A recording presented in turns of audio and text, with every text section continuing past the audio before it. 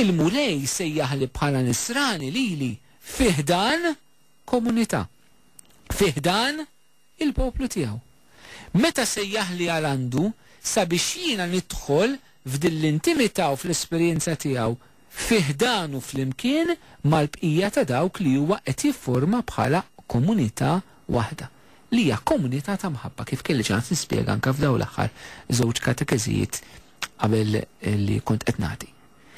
Il-mħabba hija fil-qalba u fiċ-ċentru eżistijaj tal-komunità nisranija. Il-komunità nisranija li taqgħada fl-imkien huwa l-kmandament il-ġdid tal-imħabba. Ftakru l dawn il-kmandament il-ġdid li Ġesu tal lil din il-komunità l-ġdida tiegħu. Allura eżistijaj, meta aħna nifhmu li aħna komunità ta' mħabba, u ma nibdew nifhmu li l-missjoni tagħna essenzjalment hija illi nwasslu l-imħabba ta' Alla fid-dinja tal-lum. Imma bħala Knisja rridu nifhmu dak x'għamilna Knisja. U din nixtieq nkun ħafna ftit ibes fuq eżistijaj. Sfortunatament nagħtu immaġna ħażina tal-Knisja għaliex aħna stess li aħna fil-Knisja ma nafux minn aħna. Il-Knisja dak li jagħmilha l-Knisja mhuwiex il-liġijiet tagħha eżistijaj. Dawk huma biex jgħinuna ngħixu dak li fil-qalba suppost aħna l-imħabba. Eżistijaj. Dak li għamilna Knisna lilna mhix il-kultura li aħna nkunu iffurmajna u trabbejna fiha li b'xi ftewwis f'Malta xi ftit reliġjuża. Dak li jagħmilni Knisja eżistijaj mhumiex tradizzjonijiet illi ssawru mal-medda ta' snin b'mod kulturali anke fil-Knisja, mhux dawk. Ma dak li jagħmel lilna bħala Knisja mhux kemm jien akkanit għall-festa tal-parroċċa, kemm jien akkanit għall-parroċċa tiegħi, kemm jien akkanit ma nafx għal xiex. Dak li jiena jagħmilna Knisja eżistijaj, l-għarfien li jiena aċċettajt il-Ġesu bħala situ salvatur tal-ħajja tiegħi fiħdan din il-komunità li huwa stess waqqaf. U liema komunità il-Knisja ġifieri mhix mifruda minn Ġesu għaliex Ġesu jgħix fiħdan il-Knisja tiegħu. Tantu hekk li dak li Ġesu tagħna tawna kompletament fiħdan il-Knisja. L-Ewkaristija li kbar rigali tagħna l-preżenza tiegħu ma jagħtinix mingħajr il-Knisja eżistijaj. Ma teżistix Ewkaristija mingħajr Knisja u ma teżistix Knisja mingħajr Ewkaristija.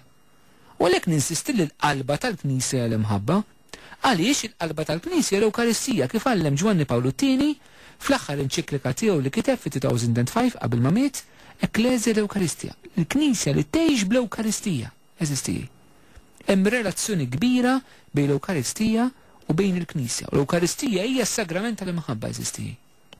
U allura hemm relazzjoni kbira bejn il-Knisja u l-imħabba bejn din il-komunità ta' maħabba li ta' Ġesu u li Ġesu ma nistgħux nifirduh minnha.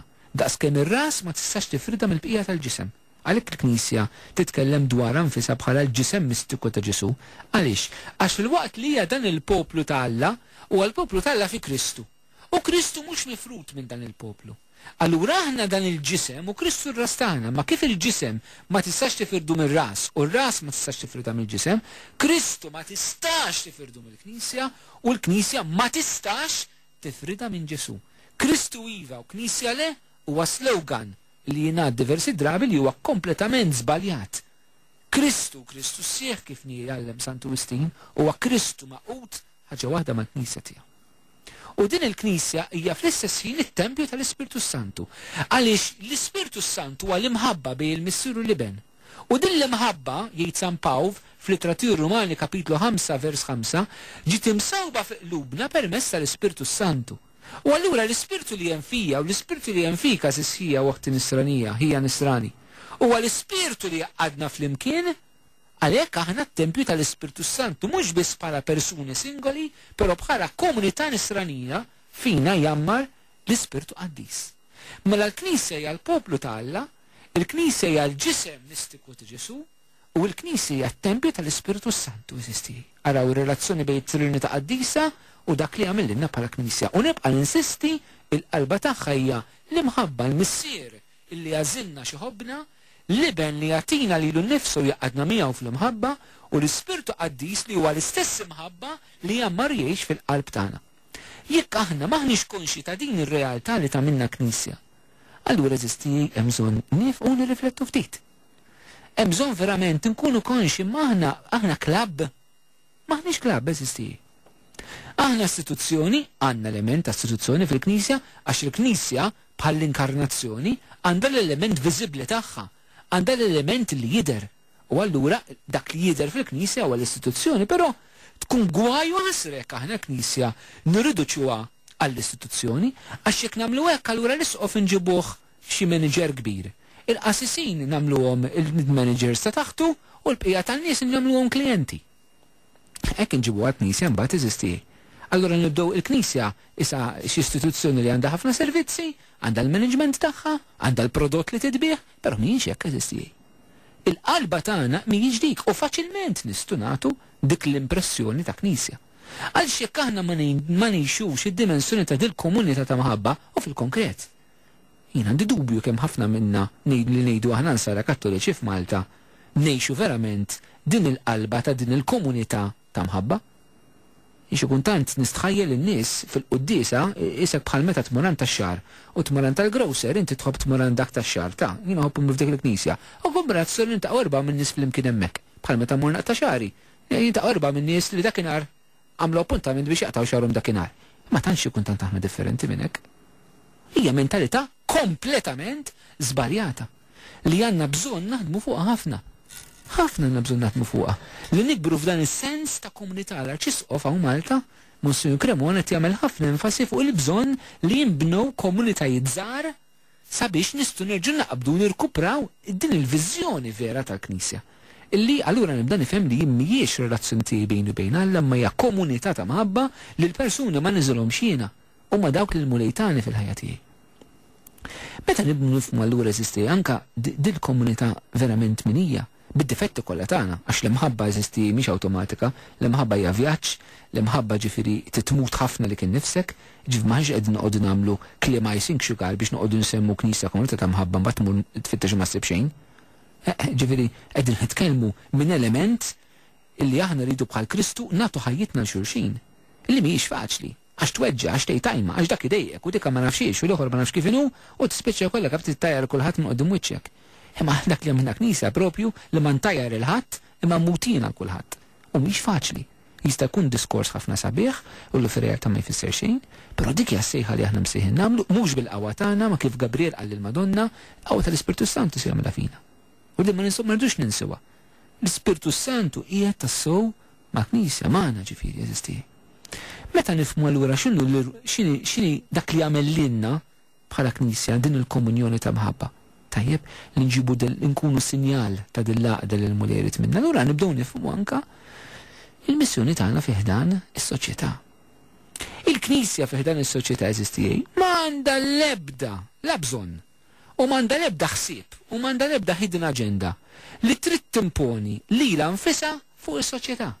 Huwa kollu diskors vojt li jsir anke minn nies li jaħsbu li jifhmu fuq il-Knisja, fuq mezzi ta' komunikazzjoni fix-xandir, qed tidħol tipu ta' klixe irridu ngħidu xi Knisja tittimponi u Knisja innaħalna. Ġifieri ma kollha kummenti vojta, Knisja ma tittimponi xejn fuq ħadd.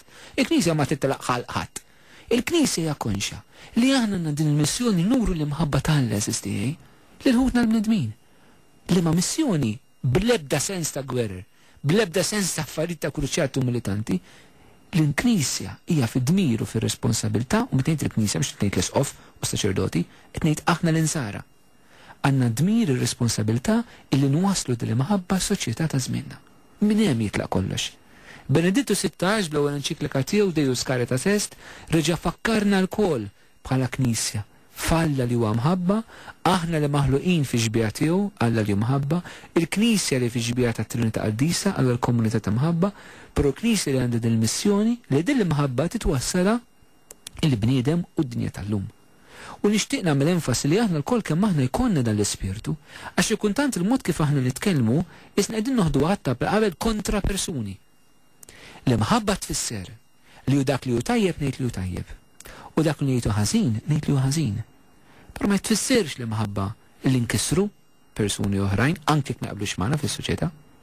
L-imħabba ma tfissirx nagħlqu ħalqna biex ma naqalgħux inkwiet. Dik mhux Ġesu ta' Ġesu qal jinġi biex nġib firda ta'. Ġesu qal jinġi biex nġib firda. U meta l-Knisja titkellem fl-imħabba biex twassal messaġġ li mhux tagħha fl-aħħar mill-aħħar għax twassal l-imħabba tagħha u mhux tagħha. Għal-ħud dik ħalġib firda kif għamlet fi żmien Ġesu. Ġesu wara li jagħmel mirakli, in-nies dejjem jinfirdu min jemmen min ma jemmenx. U allura eżistijej l-istess ħaġa, aħna bħala komunità ta' mħabba ma rridux nibżgħu fuq il-post tax-xogħol, fl-ambjent tal-politika, fl-ambjent tal-ekonomija, fl-ambjent tal-arti, fl-ambjent letterarju, fl-ambjent tekniku, fl-ambjent soċjali. M'hemmx qasam il-Knisja ma tistax titkellem dwaru eżistijej. Mhux għax il-Knisja taħseb li tifhem f'kollox ta', u mhux għax il-Knisja taħseb li għandha soluzzjoni għal kollox. Le. Imma il-Knisja f'kull qasam u f'kull ambjent qed hemmhekk biex twassal din l-imħabba tagħha. F'kull qasam u f'kull ambjent u tinsewx l-imħabba ma nistgħux nifirduha mill-verità. Dik il-missjoni tagħna meta nifhmu aħna minn aħna. Jiġifieri isma' jekk il-Knisja titkellem kontra d-divorzju. Mhux għax il-Knisja tittimponi fuq is-soċjetà u tgħid li fis-soċjetà ma ġiġ divorzju biex il-Knisja kollha kontroll fuq iż-żwieġ u l-Knisja kollha kontroll fuq is-soċjetà. Xejn minn dan eżistijej. Lavur hemm min jgħid hekk, ma mhux vera.